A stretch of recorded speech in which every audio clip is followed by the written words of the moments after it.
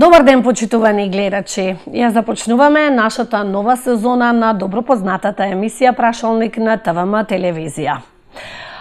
Поради пандемијата, за жал, во студиото сум сама. Нашите гости ќе гостуваат онлайн.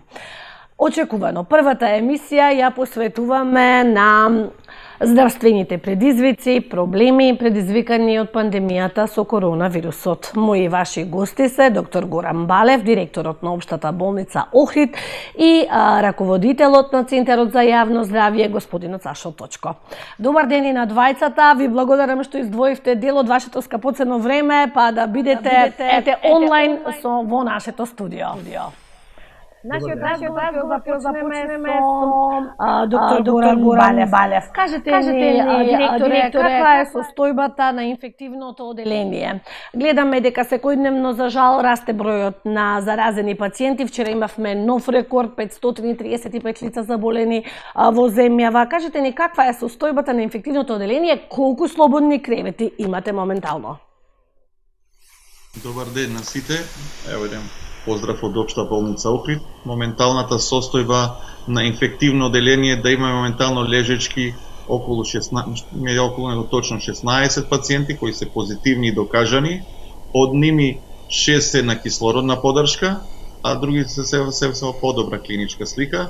И имаме уште 9 сомнителни низ другите адаптирани одели во болницата, така да купниот број на пациенти кои што се поврзани со оваа болест моментално во Општа болница Охрид е околу 25, со тоа што правиме цело време некои ротации, адаптирање, имаме моментално слободни кревети и тоа е добро, моментално ситуацијата е стабилна во градот, така да имаме и кревети и тие што се сомнителни, не дај Боже да се позитивни, имаме каде да ги сместиме, така да сега сме на некој задоволително стабилно ниво, со таа работа што другиот дел од болницата работи најнормално. Целата ова, да речам, на целата ова пандемија со ковид, моите интенции се дека не се само болните со ковид, имаме еден огромен број на други пациенти кои што може да се згрижат. Така да се подоцна ќе позборуваме баш. Да, мора да работат и другиот дел од болницата. Така да моменталната состојба е стабилна, имаме кревети, моментално сме во координација со сите болници, знаеме точно колку кревети имат во другите болници низ регионот, така да сега за сега состојбата е стабилна. Господине Точков, кажете ни по колку тестирања дневно правите? Најпрви јас да ги поздравам вашите гледачи од Центарот за јавно здравје од Охрид. Охрабрувачки ова што Горан го кажа за Општата болница, за капацитетите, што навистина дава некоја сигурност на луѓето во градот, иако морам да кажам дека овие денови чувствуваме засилена активност на вирусот, посебно последната недела, кога и бројот на заразени во целата држава е зголемен, но имаме флуктуации, движења и зголемен број на заразени и во Охрид, тоа го очекувам и во наредниот период. Впрочем, тоа е поврзано и со она што се најавуваше како втор или трет бран во есенскиот период, и заради најразлични причини, но можам да кажам дека зголемен е бројот и интересот за тестирање во последните 3-4 дена. Ако сме правеле негде околу 20 тестирања, денес имаме веќе 35, вчера имавме 32 тестирања, така да потенцијално и секојдневно се зголемува бројот на оние кои што имаат потреба, имаат симптоми, а не ги вклучувам тука оние кои што патуваат и прават тестови во приватните лаборатории, а што оди преку Центарот за јавно здравје. Значи, зголемен е бројот на тестирања, активноста на вирусот е засилена и зголемена, за жал, сериозноста на дел од луѓето е намалена. Балев, велите, моментално состојбата е стабилна, имаме слободни кревети, но еве што и самиот Точко го кажува тоа и ние сите сме сведоци дека од ден во ден се зголемува бројот на заразени. Сакам да прашам дали имаме капацитет да се справиме со овој есенски бран, во смисла на имаме ли доволно кадар, имаме ли инфектолози, интернисти, дали планирате и други преадаптации да правите. Подоцна ќе зборуваме и за таа модуларна монтажна болница. Моментално сите овие 7 месеци, значи на првата линија, да кажам, на на борба со оваа пандемија беа стварно 3 хероини, да речам, ови докторките што со инфективно деление, кои, рачунајте, првите, тие се, двете се постари, едната е помлада, така да цело време, рачунајте, тие се нон-стоп овие 7 месеци на инфективно деление. Меѓутоа, е добро што во летниот период направивме ротација да покријат колегите од интерно деление. Интенција на целокупниот здравствен систем е дека ова не е само болест на инфектолозите. Не може само инфектолози, значи сите интернисти се вклучени активно во лекувањето на оваа болест. Во летниот период дежура е интернистите на инфективно деление, пошто докторките мора да се одморат, едната докторка е 67 годишна возраст, другата е 61 година, третата е 53 години. Така да со таа ротација и со уклучување на интернистите во лекувањето на оваа пандемија, стигнавме до некој така задоволително стабилно ниво. Точно е тоа дека никој не може да предвиди, ние го предвидувавме овај есенски бран. Нормално, како Саша што кажа, неодговорноста и не прифаќањето на луѓето на сите тие препораки, крајниот удар го трпи општата болница Охрид.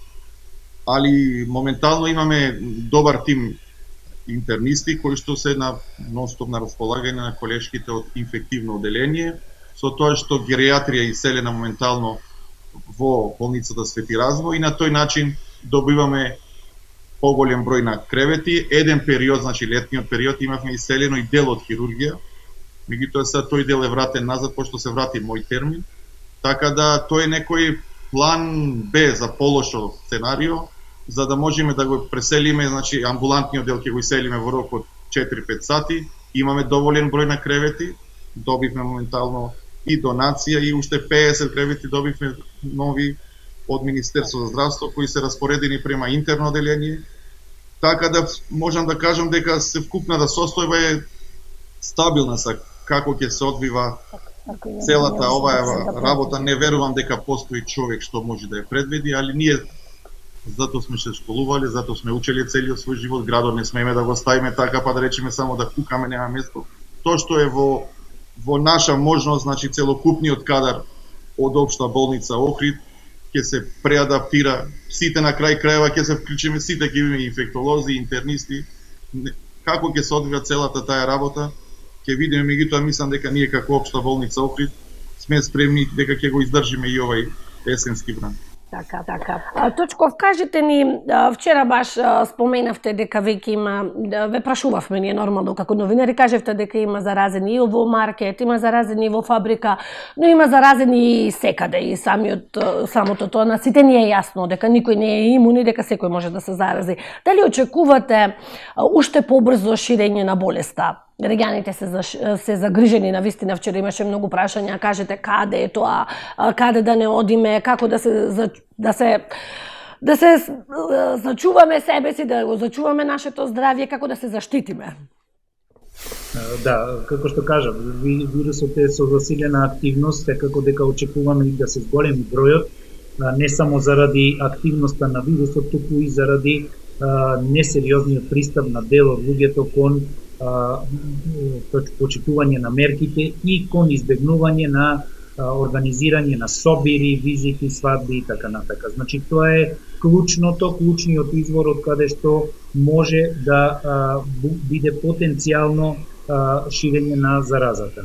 Но она што е многу важно и што го кажав и вчера на некој од медиумите, значи податоците за тоа кој е заразен, на кое место, каде се наоѓа, прво, не смееме да ги објавуваме, друго, тие податоци ништо не значат, затоа што секој оној што е заразен, позитивен или што бил во контакт со позитивниот во епидемиолошките анкети се детектира и се става во изолација. Така да нема потреба да избегнувате да одите во некое место, затоа што во тоа место детектиран лабораториски позитивен случај сигурно нема, бидејќи тој е обработен од нашите служби. Но потенцијално сите ние не знаеме дали сме позитивни, што носиме во нас и како ќе се рефлектира тоа за некој ден.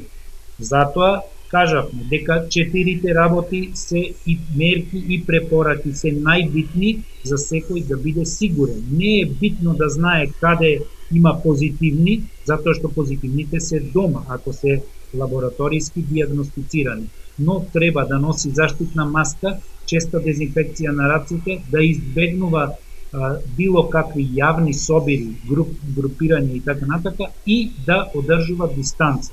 Тоа е клучното за да можеме да се заштитиме. Она што е многу важно и што дел од институциите не го применуваат и затоа имаме вакви состојби, тоа е носење заштитна маска и почитување на препораките за време на работа, за работното време, но паузите имаме опуштање, доручек заеднички, имаме пауза за јадење, за цигари, пушење на во пред институцијата, комуникација, непочитување на препораките и ето тоа е главниот причинител, барем за овие деновиве позитивни случаи и секако и претходните. Така. Балев, кажете ни дали Општа болница Охрид ги среди сите документи за изградба на модуларната болница, монтажната болница, беа најавени 16 болници, Охрид беше еден од градовите каде што беше предвидена. Сега гледаме дека тендерот доцни, така натака, но дали вие ги средивте и на кое место би се правила таа болница? Значи, ние од наша страна, како Општа болница Охрид, имаме и голема среќа, бидејќи болницата е павилјонски тип на болница, имаме огромен простор.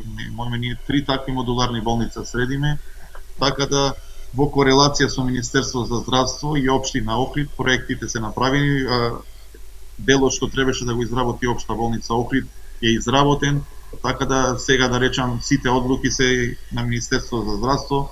Ние ни треба таа болница, моментално и тоа што ни исели на гериатрија и тоа ни ствара дополнителни трошоци, со тоа што модуларната болница е предвидена зад гериатрија, значи во влезот од болницата од левата страна, со тоа што по престанокот на таа пандемија тука би се сместиле други оддели кои што се прекменти, или би се проширила гериатрија, или би се проширила како еден диагностички или ургентен центар за него на Општа болница. Ние бевме на разговорите во Скопје, ги разгледавме тие болници, стварно се преува и од моје лично име стварно чекам да дојде тие болници.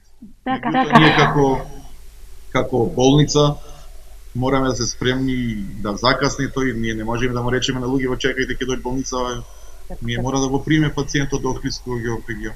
Да, вие наоѓате начини. Да ќе изнаоѓаме начини.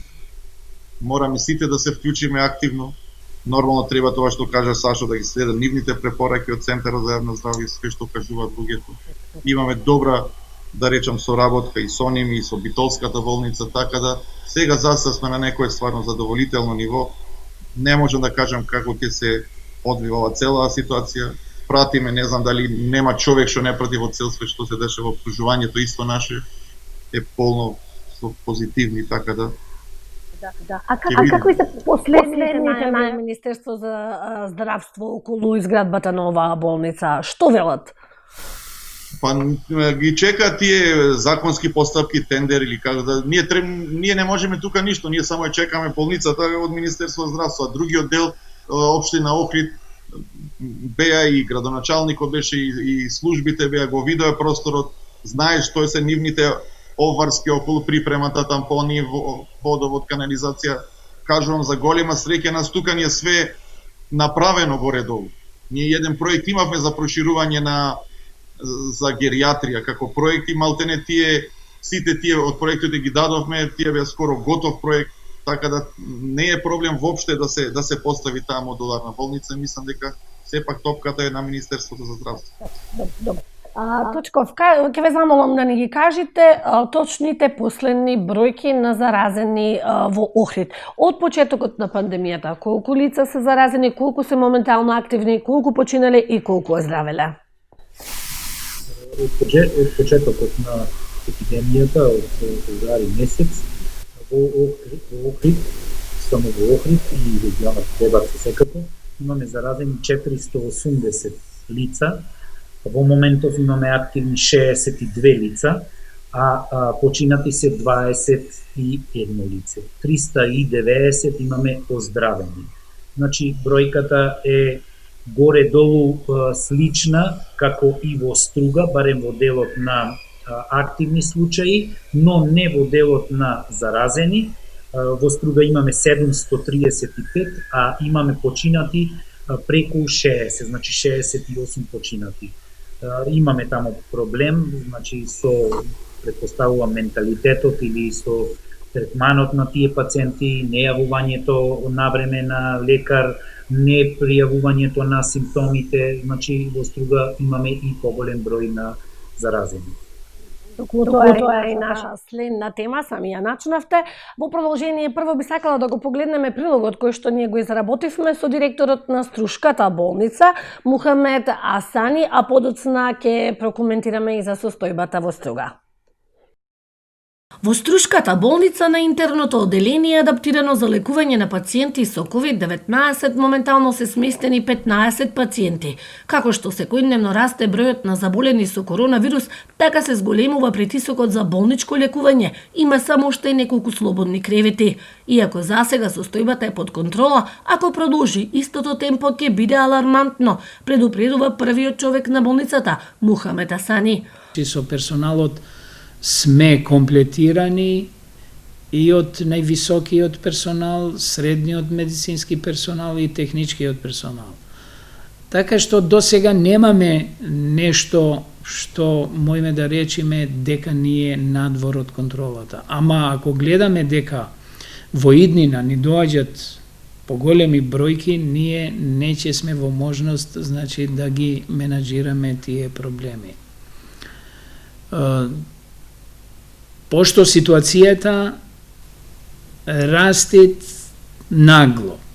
Значи, пациенти што се позитивни во многу делови и имаме и тешки пациенти што треба да ги негираме.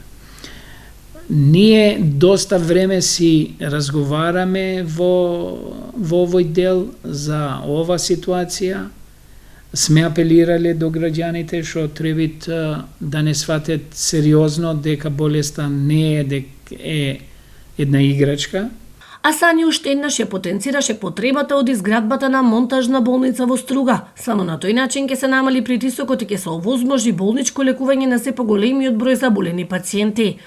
Ние како болница ги имаме комплетирано сите документи што се потребни и очекуваме секој ден зелено светло за да почнеме ние со градење на базаментот за да може да се постави. Тоа ќе е доста олеснително за наша болница и за наш град, пошто тука автоматски добиваме во простор и добиваме една просторија што е назначена за таква намена, наменски простор за ковид центар. И да се надеваме дека тоа наскоро ќе биде реализирано. Од почетокот на пандемијата до денес по Струшко починале 66 лица, а оздравеле 592 пациенти заболени од коронавирус.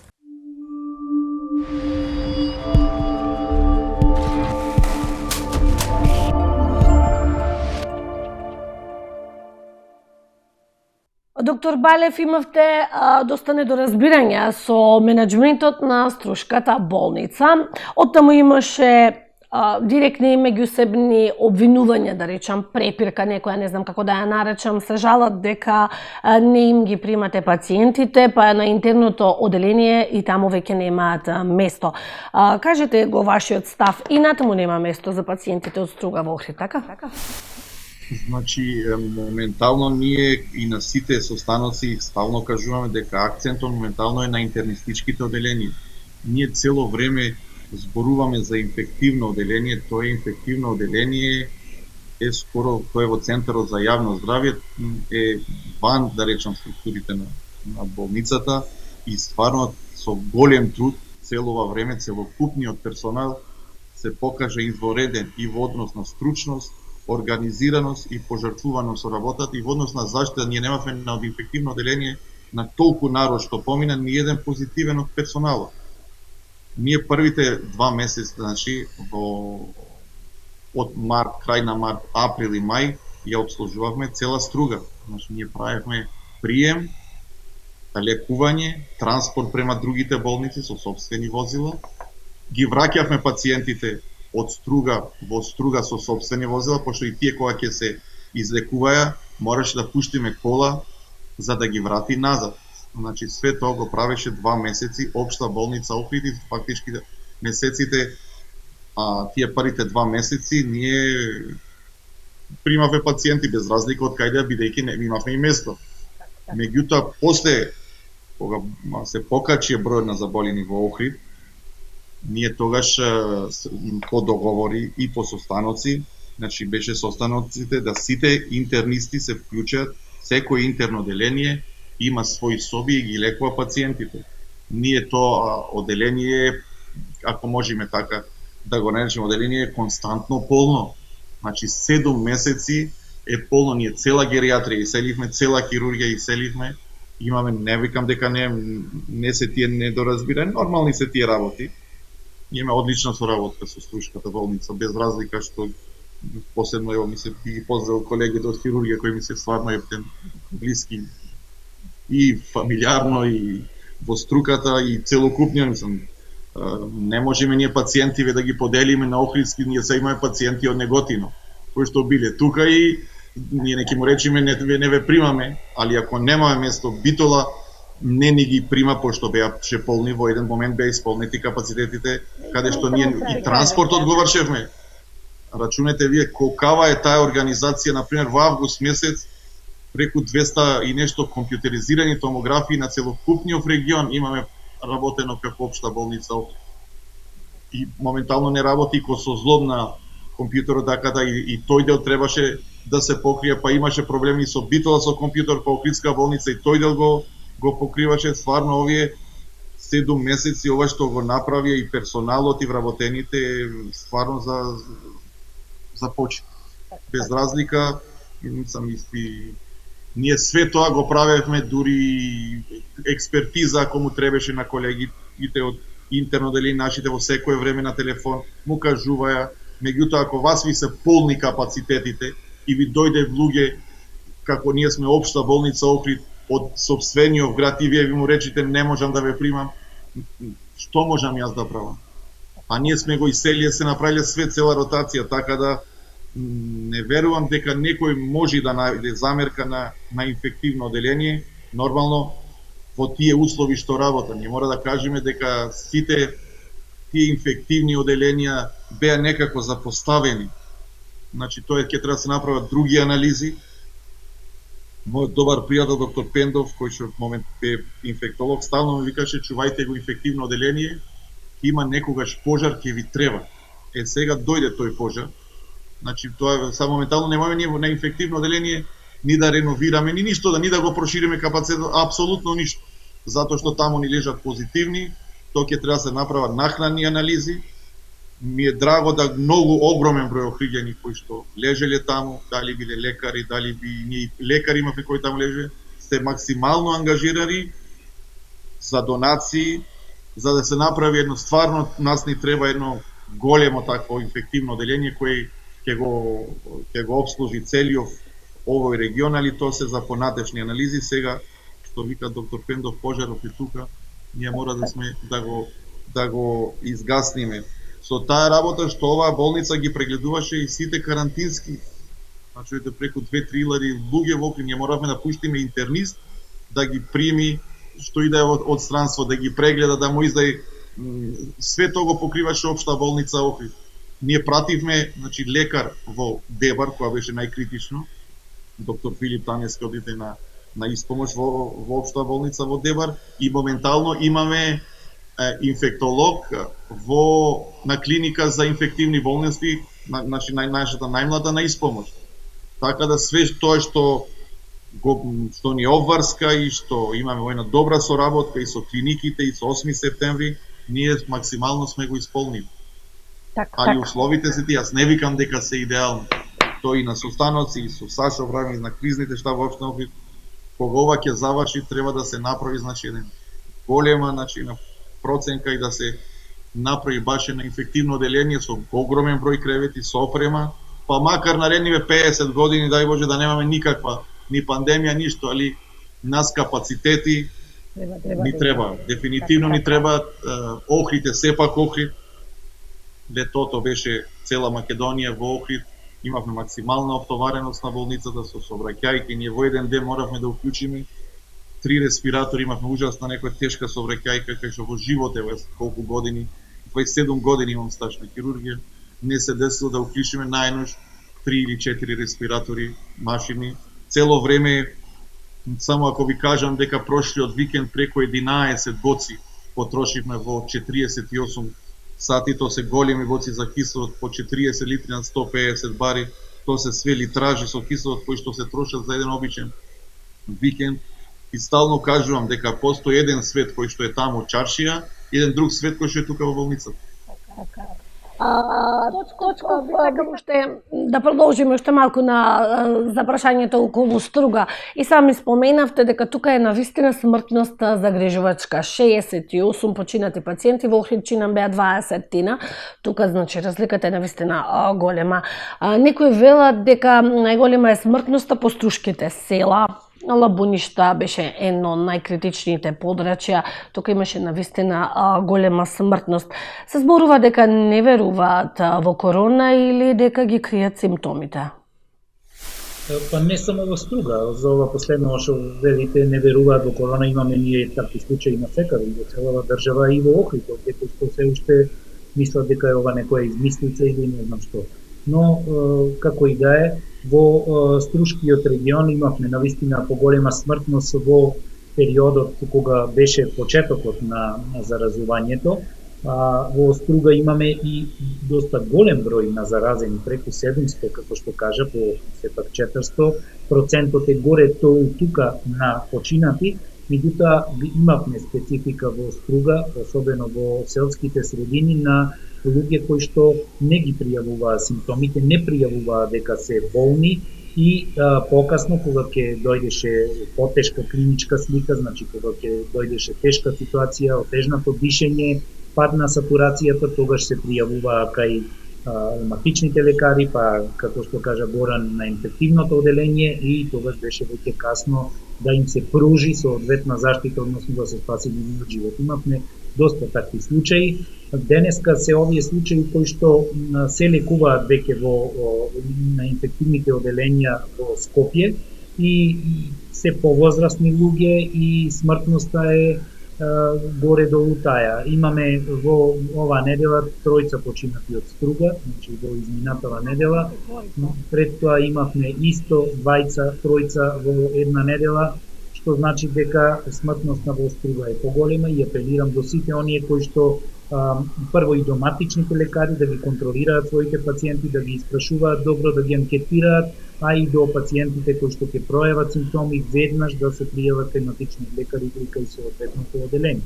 Јас сакам да се надоврзам на ова Горан што го кажа и добро што го најави за зголемување на капацитетите за инфективното оделение и правење на еден ресет во тој дел, бидејќи и самото инфективно оделение сега каде што е сместено во зградата каде што е и Центарот за јавно здравје, таа зграда е правена уште 59-та година, е доста стара и ние се наоѓаме во истите простори, но е правена наменски токму за превентивата. Во 63-та година кога биле поплавите во Охрид, инфективното оделение е префрлено тука привремено, но ето останало и до денес.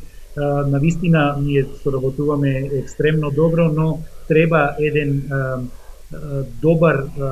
добра модуларна и добар простор и големен простор да се најде за инфективното оделение, затоа што и превентива и инфективно оделение во една зграда е малку несоодветно и не практично. Се надевам дека тоа ќе се реши, капацитетите на директорот на Општата болница и секако на тимот него се големи и мислам дека тоа ќе се надмине. Што се однесува до капацитетите, може да останав должен да кажам капацитетите на персоналот со кој што располагаме и ние сме од самиот почеток и на терен и постојано во акција од Центарот за јавно здравје за тестирање, за земање материјали, за транспортирање до Скопје но и за вршење на дезинфекција на најразлични објекти низ градот. Ние пробавме и успеавме во летниот период малку да ги освежиме нашите вработени со пуштање на одмор, со ротации, за да можеме овој очекуван есенски бран да го дочекаме подготвено и сега сме во полн капацитет и мислам малку освежени, но притисокот врз здравствените работници е огромен, а тој пред се должи на несериозноста и неозбилноста и неодговорноста на дел од луѓето кои што си поигруваат со тие мерки и препораки, не ги почитуваат и затоа ние имаме ваква ситуација. Значи, почитување на мерките во секој сегмент и насекаде.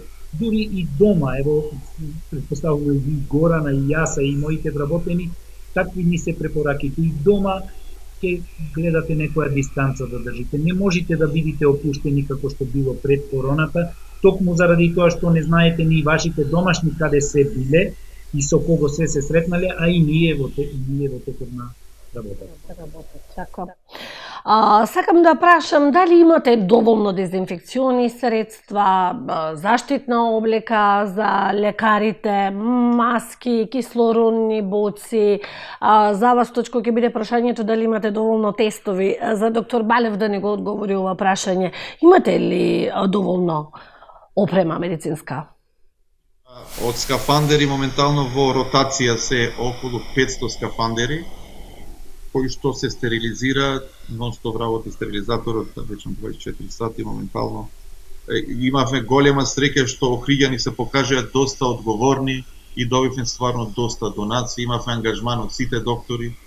Например, доктор Билјана Кичец ни возможи преку некои своји лични контакти, преку 3000 маски добивме, и то на почетокот N95, што јас мислев дека ќе ни ги земи некој, то во почетокот на негде 20 април да добијате 3000 маски N95 беше како седумка на лото.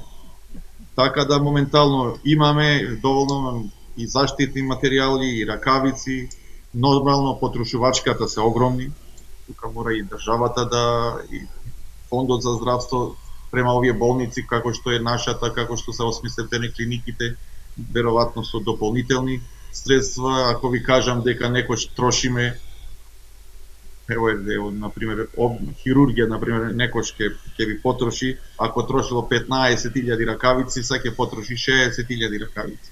А да не зборувам за инфективно оделение, колкава е потрошувачката на некој знаеме за викенд преку 10.000 ракавици да се потрошат. Али све тоа мора, тоа ми е моја обврска и на обврска на менеджерскиот тим, да имат максимално доволно заштитни средства. Никако не смеме да дозволиме да болницата постои кластери, од тука да почнат инфекцијата, и ако моментално да кажам сите нормално што се вклучени во работа во општа болница Охрид, стварно 7 месеци не е ни едноставно и да работите и да оперирате, али тоа е тоа, ние мора да се справиме со оваа пандемија. Единствено, како што кажа Сашо, е до пронаѓањето вакцина, користењето на тие заштитни мерки, дезинфекција, растојание, нон-стоп апелираме, али на крај крајава ние мора да сме спремни со таа опрема, имаме на заливка. Моментално тука состојбата ни е стабилна. На почетокот стварно беше проблем, например, со ракавици, кога ние и да објавевме и средства да имавме, на самите производители нема од каде да ги донесат. Например, беше стварно. Добро, доста и научи. Колку тестови, дали имаме доволно тестови? Се надржам и за опремата. Опремата е потребна во сите здравствени установи. Се троши огромна е потрошувачката, значи на дневна основа од ракавици, заштитни маски. Морате да го заштитите најпрво и персоналот, но секако и при тестирањето доаѓаме во контакт со позитивни лица. Ние имаме истестирано преку 6000 лица од почетокот на епидемијата до денес, значи поминале овде за земање на материјал. Тестови секако дека има во Институтот за јавно здравје, има доволно според онаа динамика која што се предвидува од страна на Министерството за здравство и од страна на Комисијата за заштита од заразни болести. Но Сега, како што слушаме, има најава и се надевам дека и тоа и кај нас ќе се отвори од оние прием на брзи тестови кои што ќе бидат во оптек, претпоставувам, во текот на наредниот месеци, не знам во каков обим и каде ќе бидат, но тие тестови зборувам за оние кои што се користат од страна на Европската Унија и кои што потребно е понатака да се конфирмираат. Најпрво Светската здравствена организација кажа дека треба да се конфирмира, да се потврдат на ПСР негативните тестови, не зборувам за серолошки тестови, зборувам за тестови кои што го откриваат, односно детектираат протеинот на COVID вирусот. Значи, најпрви Светската здравствена организација даде препораки да се конфирмираат сите оние кои што се негативни, но сега во најново од пред 2 дена кажа дека треба да се потврдуваат тестовите кои што се позитивни. Тоа се тестови кои што се работат или со бриз, грло и нос, се со брзина од 15 минути, не треба никаква лабораторија, на лице место, преку бриз или преку плунка. Значи, тие тестови веќе се во оптек во европските земји, се надевам дека и овде. Имавме најава и вчера еден тест на Универзитетот во Оксфорд, кој што исто за 5 минути може да го даде резултатот, но тоа се резултати кои што ви даваат една ориентација за како да се постапува. За потврдување, секако ПСР методата е најсоодветна. Има во моментот, значи има доволно тестови и се тестираат според процентите. Доктор Балев, сакам да ве прашам, дали трпи здравството? Со оглед на тоа што фокусот е во коронавирусот. Овде ми е прашањето, дали трпат пациентите? Знаете, се е некако фокусирано на коронавирус, па сите други болести некако дојдоа во втор, во трет план. Каква е состојбата? Па мислам дека на почетокот, кога првите месеци, кога ние ги намаливме оперативниот програм само за хитни случаи, нормално може да има тука мало трпење на здравството, меѓутоа последните 4 месеци точно дека работиме со мало редуциран оперативен програм, али за цело време работиме, операционите сали работат, гинекологија работи, туво носи грло работи. Иако на почеток кога дојдов сите беа да се отвори, значи целата хирургија да се направи некој ковид центар, што по мене апсолутно ќе беше голема грешка, пошто тоа покрива цел регион. И самата хирургија, самата на вентилација, самиот систем на вентилација не дозволува таму да се стават позитивни пациенти, пошто тоа е еден централен систем на вентилација слично на ВМА во Белград и затоа и во Србија не дозволија ВМА да има ковид пациенти. И мојата заложба беше тоа, хируршкиот дел и интернистичкиот блок да биде надстрана од ковид пациентите, на тој начин да можеме да лекуваме и други болести. Ние не можеме да одложиме, ево карцином некој на бубрек, завчера опериравме. Значи ние не можеме да му речеме имаме сега ковид, па дојдите за 6 месеци, тој нема да дојде ќе почини. Значи целите заложби на целокупниот тој ние имаме во болницата, нашата тој кризен штаб кај што се еминентни хирузи, интернисти, сите тие што сметав дека се доволно искусни. Сепак е ова некоја нова ситуација и мислам дека досега целата таа работа добро одеше да може да работат и интерно, и нервно, и педиатрија, гинекологија, увонос и грло, урологија, интензивна нега. Значи не се само ковид пациенти. Имаме ние огромен број на други пациенти, огромен број на други пациенти. Например, кога отворивме триажниот центар, дури ни беа нашите специализанти тука, нас ни се дешаваше да во еден месец преку 6000 луѓе варвани со општа болница Охрид низ триажен центар, кај што треба да се мери температура, да му се пополни тој епидемиолошка анкета и така натаму. Ова е општа болница, доста фреквентна болница.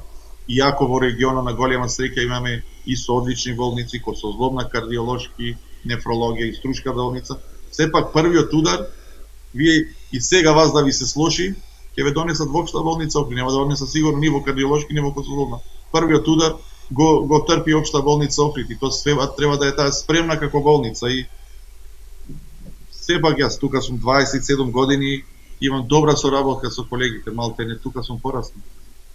Од 24 А се години уште сум важат обсебен истите со протоколи, мора да се помени низ тријазен центар, па да се оди во кое било оделение каде што треба да биде спроведен пациентот, или не, сега се поинакви протоколите? Тријажниот центар е затворен бидејќи нашите специјализанти ни ги повлекоа клиниките. И ние малтене дадовме наредба на секој оделение, пред влез на секоја болница, пошто е тој павилјонски тип, има сестра, секој пациент и сега е на сила наредбата да секој пациент се рачува дека е позитив. Дали влегува в сала, дали влегува на оделение, секој пациент мора да дезинфицира раце, маска да носи, да има некоја пристојна оддалеченост, затоа и мој термин е на 30 минути е. Луѓето на почетокот така мало реагираа, меѓутоа се навикнаа кога видеа дека тоа е за нивно добро, дека све ова што е правено е за нивно добро, го прифатија. Охриѓани излегува доста одговорен и дисциплиниран народ и доста совесен. Ако добро му кажете, мислам дека доста тие добро се поставија во цела оваа пандемија, сем тие неколку работи што излегува, али мислам дека охриѓани се доста совесни. Точков, сакам да ве прашам, кога се очекува да ги имаме вакцините за сезонски грип и какви се препораките кои се е добро да се вакцинира? Да. Се сложувам со Горан за охриѓани дека се покажаа совесни и одговорни и ги охрабрувам и понатака навистина да ги почитуваме мерките за да можеме да видиме и да кажеме дека сме стабилна средина и покрај тоа што сме туристичко место и доаѓаат голем број луѓе од други градови, сепак тоа го покажавме и за празниците, августовските празници, особено кога голем број на позитивни заразени имаше во други градови, во Охрид таа бројка беше минимална. Што се однесува до сезонскиот грип, сега почнува сезоната и очекуваме негде во ноември месец да пристигнат првите количини на бесплатни вакцини кои што се обезбедени од страна на Министерството за здравство за одредени целни групи, за возрастни, со хронични болести, за трудници, бремени жени и така натака. Значи, сето тоа ќе преку медиумите ќе го објавиме.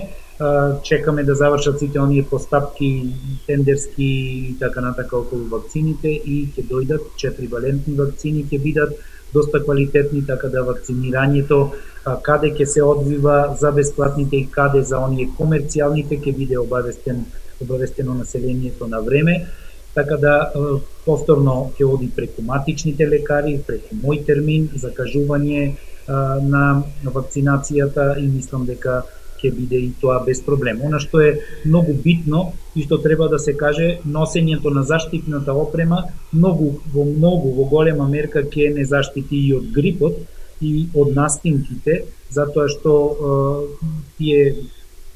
ширењето на тие вируси е преку дишењето, преку респираторните органи, значи многу ќе биде корисно да се почитуваат мерките и за да се заштитиме од самиот грип. Се ближиме на крајот на нашата емисија. За крај сакам да ве прашам и двајцата еден по еден. Нормално, какви се вашите очекувања? Кога да очекуваме вакцина против коронавирусот? Има ли надеж тоа да се случи наскоро? Некои предвидувања велат на почеток на идната година, но некои за жал се песимистички велат цела 2021 ќе биде во пандемија. Па добро, ова Сашо треба поиќе да го одговори, да кажам ние, јас како лекар, како ова што го читам по медиуми, по интернети, не верувам дека тоа така брзо ќе биде. Не верувам дека тоа така брзо ќе биде и дека се уште најголема вакцина ние маска, дистанца и миење раце. Ние имаме таа вакцина, само треба да се придржуваме. Ако ние се придржуваме на сите тие препораки кои што нон-стоп кажуваме, тоа ни е во моментот вакцина. Кога ќе биде, тоа стварно не би можел да кажам се што ќе кажам, тоа се не би можел да предвидам. Не е едноставно да вклучите вакцина во систем. Воопште не е едноставно, треба да се израчунат и добрите и лошите страни. Исто го имаме и со лековите. Не е едноставно да вклучите се години студии, треба да се направа, значи, добрите и лошите страни од таа вакцина. така да сепак тоа ќе го кажете поголеми стручни лица, јас не сум доволно стручен и цело време што не се изнаслушам, значи луѓето кои што се епидемиолози, кои што се Институт за јавно здравје во тие комисии, тие се тие што кажуваат што треба се прават и кои мерки треба да преземене. Наше е да ги почитуваме тие мерки и за мене тоа важи и важи за докторите, важат и за населението. И тие мерки мора да се почитуваат. Ние затоа на почетокот имавме такви, затоа што не ги почитувавме мерките и не ги почитувавме препораките. И протоколите тие се точно напишали, тие ги пишувале луѓе кои што целиот свој век го посветиле на јавното здравје. Така да, јас стварно не би можел точно да кажам која ќе биде вакцината, али моменталната вакцина е маска, ракавици, дистанца и мијање на ръце. Кои се вашите знања? Ме интересира очекувања, значи кажавме дека нема предвидување. Кои се вашите очекувања? Значи, вакцина е излезена веќе во оптек во некои од земјите, значи во Русија, во некои од земјите веќе имаме вакцина, но тоа е, како што кажа Горан, многу комплексна работа. Вие и да измислите вакцина и да направите вакцина, за тестирање на таа вакцина минимум е 5 години, за да ги видите кои се оние лоши ефекти, а кои се добрите ефекти. Што се однесува самата структура на вирусот и она што досега се знае, нормално она што го читаме и што го гледаме од разни научни институции, е дека вирусот е специфичен, дека и вакцината се предпоставува дека ќе биде сезонска, како со сезонскиот грип. Значи, ние ќе се вакцинираме, ќе поминиме одреден период, можда заштитени, но тоа не ни дава трајна заштита. Значи, тоа е првично што го предпоставуваат светските научници и стручњаци. Единствена вакцина е овие мерки што ги кажа Горан, но и совеста, свеста и одговорноста кај секој поединец. Да престанеме да нагаѓаме или да се надпреваруваме кој ќе каже дали ова било вештачки направено или не знам како. И да е вештачки, постои, тука е, треба да се заштитиме себе си и да ги заштитиме сите околу нас. Тоа е најважната работа и затоа треба да бидеме одговорни. Ова значи дека уште долго ќе живееме со вирусот. А јас сакам да ви се заблагодарам и на двајцата што издвоивте дел од вашето време и бевте гости во емисијата Прашалник. Се надеваме на едни подобри времиња која ќе можете и ќе ни бидете гости овде во нашето студио. Почитувани гледачи, ви благодарам на вниманието. Се гледаме повторно. Довидување.